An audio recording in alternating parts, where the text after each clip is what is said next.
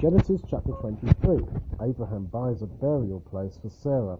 Sarah lived 120 years. This was the length of Sarah's life. Sarah died in Kiriath Arba, the same as Hebron, in the land of Canaan. Abraham came to mourn for Sarah and to weep for her. Abraham rose up from before his dead and spoke to the children of Heth, saying, I am a stranger and a foreigner living with you. Now, how many times do we read that in the last chapter that we had this morning, Genesis 22, of how Abraham was a foreigner and a stranger? And remember, we thought about what Paul says, that we are strangers and foreigners because we're on a journey.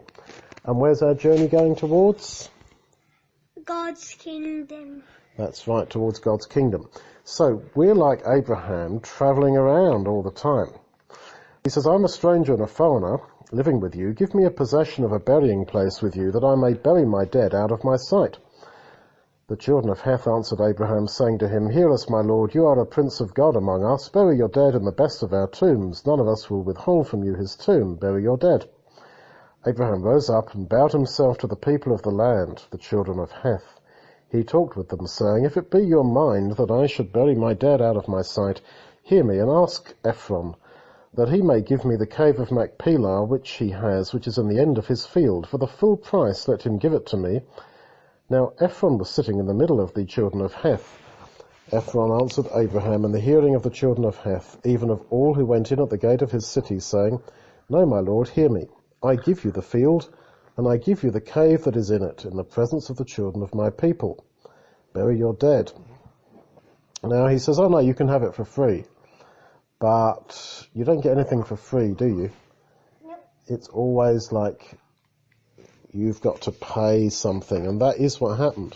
Now when you come to the New Testament, Paul talks about this, and he says, isn't it strange that Abraham had been promised that he would inherit the land forever, but he had to buy a little piece of land in which to bury his wife. So that means that the promise that God made him, that him and his seed, his children, would inherit the land forever, that hadn't come true, had it? Because he still had to buy his piece of land. So when do you think it would come true? In the kingdom. That's right, in the kingdom, when Jesus comes back. When Jesus comes back, Abraham will be resurrected, and he won't just get his little piece of land back, he'll get all the land and live there forever. So, Ephron has said you can have the field for free, but he doesn't really mean that. And so Abraham knows that. So he says, I'll give you the price of the field. Ephron said, My lord, listen to me. What is a piece of land worth 400 shekels of silver between me and you? Bury your dead. So he's saying, well, it's just worth 400 shekels of silver, but you can have it for free. In other words, give me 400 shekels of silver. So Abraham weighed to Ephron the silver, 400 shekels of silver, according to the current merchant standard.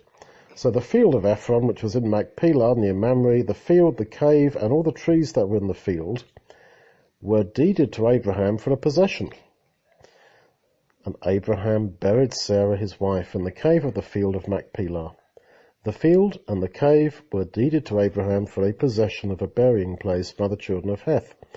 Now, the Bible keeps on emphasizing this, doesn't it? That he was given the eternal inheritance of the land, but it's saying that every tree in this little field was noted, and he had to weigh the money for it, and they made a document that said, now this belongs to Abraham. It's emphasizing it, all the procedure that they had to go through, because of what Paul is saying, that, yeah, this land is our land, but it's not ours now. And this is where faith comes in, that you can spend all your life working to buy a piece of land and build a house on it, and it's yours until You die. Good, Daniel. Until you die. Or if you want the house to list. Yes, but it's yours until you die. So there's nothing that we have forever in this life, but what we can do is to believe in the kingdom, and then we will have it forever.